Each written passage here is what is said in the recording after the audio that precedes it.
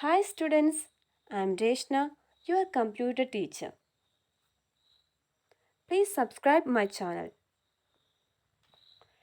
Today in this section we are discussing about the first chapter, that is the computer languages. As we all know, computer is a machine which is made by human being. So it cannot understand the language which is used by man. So it cannot understand the human languages. So to communicate with computer, a language understood by the computer is needed. Only then it can understand what we are trying to communicate with it, isn't it? So the process of writing instructions to a computer language is called programming. The process of writing instructions in a computer language is called programming. And the people who write programs are referred to as programmers. The medium or language which is used to write the programs is called computer language. Okay. The computer languages can be classified as: first one, machine language; second one, assembly language; third one, high level language; and fourth one, the fourth generation language; fifth one, fifth generation language. Okay. First we can discuss more detail in about the machine language. The first one, machine language. Okay. It is the only language that a computer can understand. Our computer is a machine. As you all know, the computer is a machine and it cannot understand the human languages like English, Malayalam, Hindi, etc. Okay, so the computer can understand only the machine language, and it is the only one language which the computer can understand. The language which uses binary digits is called a machine level language. So the language constitutes only the ones and zeros arranged in a particular way. It is expressed in binary form, that is 0 and 1. 0 means off state and 1 means on state. These two digits are called binary digits. Okay, binary digits 0 and 1 are together termed to be as the binary digits. Computer can understand only the binary digits, that is ones and zeros.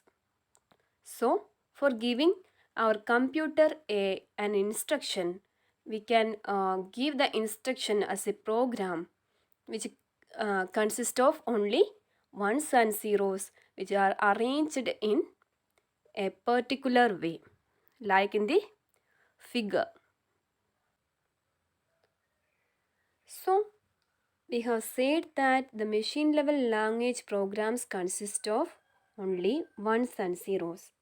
So our machine level language has some advantages and disadvantages. Okay. The advantages are it has a very high speed. It has a very high speed. Why? Because we are giving instructions in its own language.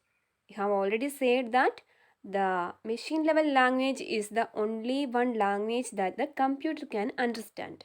So we are giving instructions in its own language. So it doesn't need any translator to translate the program to understand it. Okay. So it has a very high speed.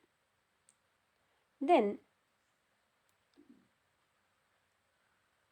if so, then the computer once get an instruction, then at the same time it can start the work, isn't it? So it has a very high speed in doing the works if the instructions are given in the machine level language.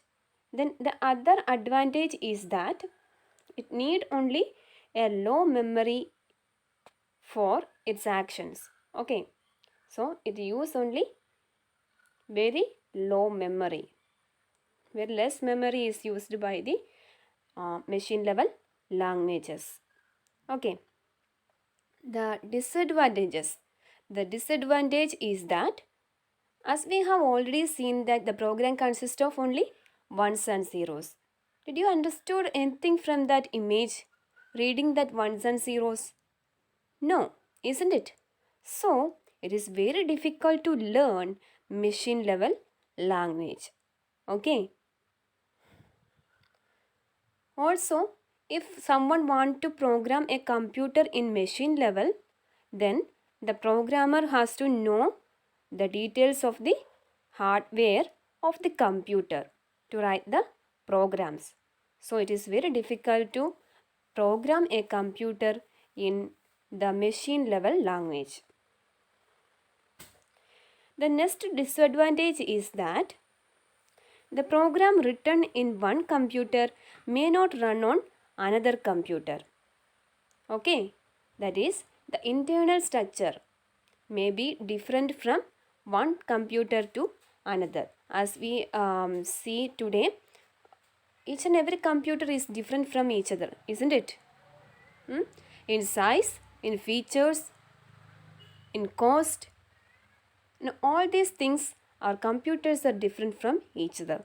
So the internal architecture or the internal hardware of the computer will differ from one another, and so the program written in one computer may not run on another computer.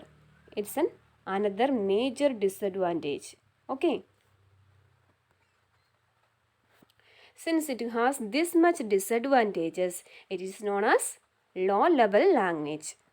So let's wind up here and see you in the next session. In the next session, we are discussing about the other types of languages, that is, the assembly languages, higher level languages, and so on. Thank you. Bye bye.